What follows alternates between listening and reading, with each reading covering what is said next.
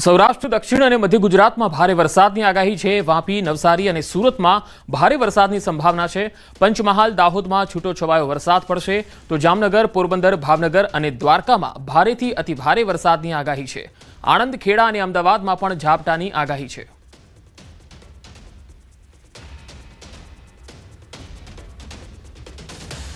સૌથી વધારે અસર એની દક્ષિણ ગુજરાતમાં અને મધ્ય ગુજરાત અને સૌરાષ્ટ્રના ભાગમાં જોવા મળશે। દક્ષિણ ગુજરાતની વાત કરું તો આપણે વાપી છે, નવસારી છે, સુરત છે, આની આગળ ત્યાં આગળ આપણને વરસાદ ભારેથી અતિ ભારે વરસાદ પડવાની સંભાવના છે। ત્યારબાદ આપણે વાત કરીએ તો પંચમહાલ, દાહોદ છે, ત્યાં આગળ થોડો છૂટાછવાયા વરસાદ પડવાની સંભાવના છે। ત્યારબાદ સૌરાષ્ટ્રના કાંઠાની વાત કરીએ તો જામનગર છે, ભાવનગર છે, પોરબંદર છે, બેટ દ્વારકા છે, દરિયાકાંઠાનો જેટલો બી આખો વિસ્તાર છે એ તમામ વિસ્તારની અંદર ભારેથી અતિ ભારે વરસાદ પડવાની સંભાવના છે।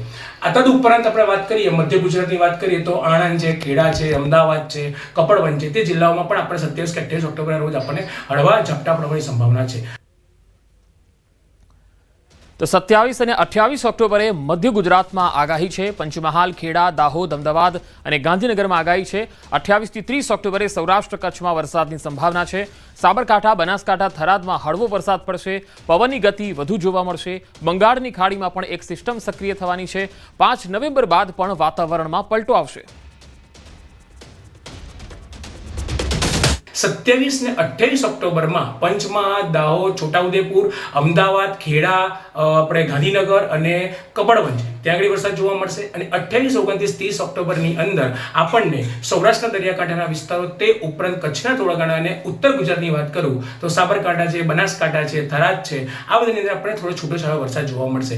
એકંદરે 25 ઓક્ટોબરથી 1 નવેમ્બરમાં અમુક જિલ્લાઓમાં આપણને ભારેથી અતિ ભારે વરસાદ જોવા મળશે। આ માવઠાની અંદર આપણને પવનની ગતિ થોડો વધારે જોવા મળશે।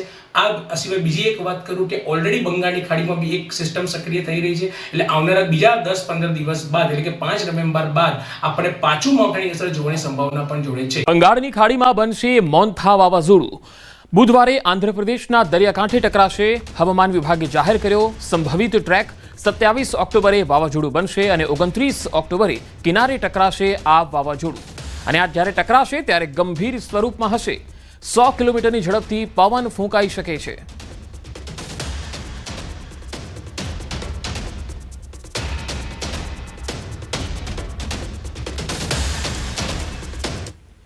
આ માવઠું ખેડૂતોનું નવું વર્ષ બગાડશે। હવામાન નિષ્ણાત ડોક્ટર ચિરાગ શાહે આગાહી કરી છે। આજથી 1 નવેમ્બર સુધી માવઠાની આગાહી છે।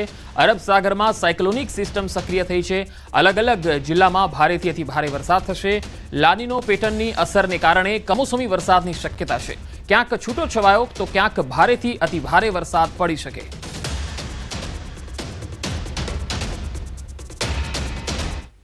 દક્ષિણ ભારતના આરબ સમુદ્રમાં લગભગ 15 દિવસ પહેલા એક સાયક્લોનિક સિસ્ટમ સક્રિય થઈ હતી। એ સાયક્લોનિક સિસ્ટમ સક્રિય થવાના કારણે અત્યારે હાલની જે સિસ્ટમ છે એ ધીમે ધીમે બોમ્બેથી ગુજરાત તરફ આવી રહી છે, જેના લીધે 25 ઓક્ટોબરથી લઈને 1 નવેમ્બરમાં ગુજરાતના અલગ અલગ જિલ્લાઓમાં અમુક જિલ્લામાં ઓછો વરસાદ અને બીજા જિલ્લાઓમાં ભારેથી અતિ ભારે વરસાદ પડવાની સંભાવના છે। આ સિસ્ટમની વાત કરીએ, આ સિસ્ટમ એક આપણે કહી શકીએ કે અલ નીનો અને લા નીનાની જે ઇફેક્ટ આપણે જે ક્લાઇમેટિક ભાષામાં જે બે પેટર્ન છે, એક પેટર્નની એક લા નીના પેટર્ન છે, એ એના ભાગરૂપે સિસ્ટમ ત્યાં સક્રિય થઈ છે।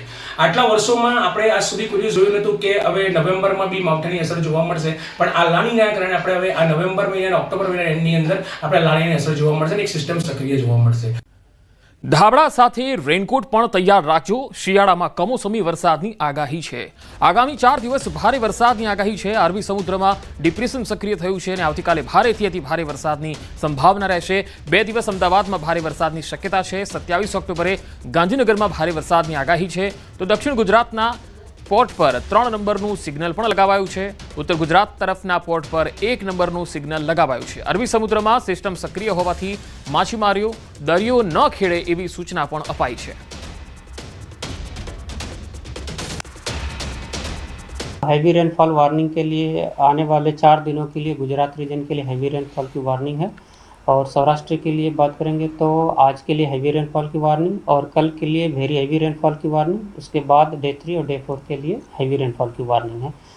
और आज के लिए जो डिस्ट्रिक्ट है जहाँ पर हैवी रेनफॉल की वार्निंग है वो डिस्ट्रिक्ट है भरूच, सूरत, नवसारी, वलसाड़, दमन, दादरा नगर हवेली, तापी, और डांग डिस्ट्रिक्ट शामिल है, और सौराष्ट्र रीजन के लिए गिर सोमनाथ, अमरेली और भावनगर डिस्ट्रिक्ट शामिल है। और कल के लिए सौराष्ट्र में जहाँ पर वेरी हेवी रेनफॉल की वार्निंग है वो डिस्ट्रिक्ट है भावनगर, अमरेली और बोटा डिस्ट्रिक्ट शामिल है।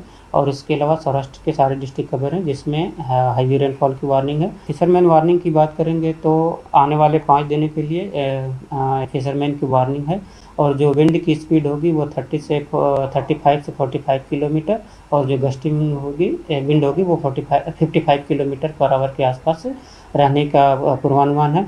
और सिग्नल की बात करेंगे तो साउथ गुजरात कोस्ट के लिए LCS 3 सिग्नल है, और नॉर्थ गुजरात कोस्ट के लिए DC 1 सिग्नल की वार्निंग है नॉर्थ गुजरात कोस्ट।